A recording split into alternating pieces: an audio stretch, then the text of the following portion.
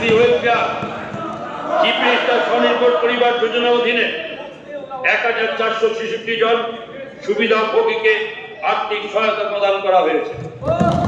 500টি bicycle এবং 2500টি electronic ওজন পরিমাপক যন্ত্র গরিব এসটি সুবিধাভোগীদের জন্য বরফের বাক্সযুক্ত মোটরসাইকেল প্রদান করা হয়েছে। এছাড়া মাছ পরিবহনের জন্য 20 জন মৎস্য চাষীকে বরফের বাক্সযুক্ত 3 চাকার সাইকেল প্রদান করা হয়েছে। রাজ্য মৎস্য চাষে ও উৎপাদনে উৎকর্ষতা সুনিশ্চিত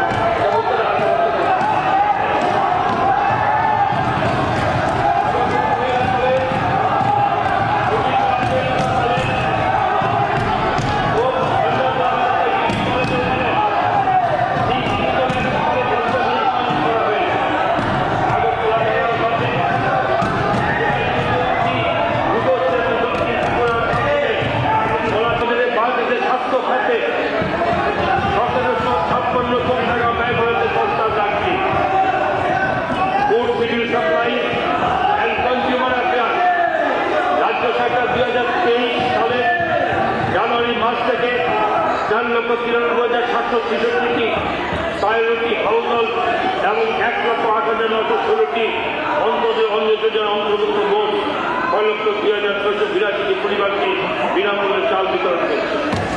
2022টি অর্থবর্ষে মোট 3,397টি বার্ষিক পরিবারে 10,146 জন সদস্যদের গণবেতন ব্যবস্থার আওতায় নিয়ে আসা হয়েছে।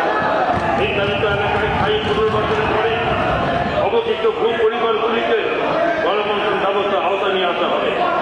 ত্রিপুরা রাজ্যে 9.8 লক্ষ কাগজের তৈরি রেশন কার্ড রূপান্তর করে ডিজিটাল রেশন কার্ড করা হবে। তাছাড়া ব্যবসায়ী দ্বারা পরিচালিত 765টি ন্যায্যমূল্যের দোকান এবং কোঅপারেটিভ সোসাইটির দ্বারা পরিচালিত 165টি ন্যায্যমূল্যের দোকানকে মডেল কেয়ার সাইট শপে পরিবর্তিত করা হবে। ব্যবস্থার সমস্ত গ্রামগুলিতে ইতিমধ্যে আদর্শ গ্রাম হিসেবে ঘোষণা করা হয়েছে। তাছাড়া পরিকাঠামো উন্নয়নের জন্য গ্রাম্য 145 প্রকল্পের কাজ সম্পন্ন করা হয়েছে এবং এতে 8.37 কোটি টাকা ব্যয় করা হয়েছে।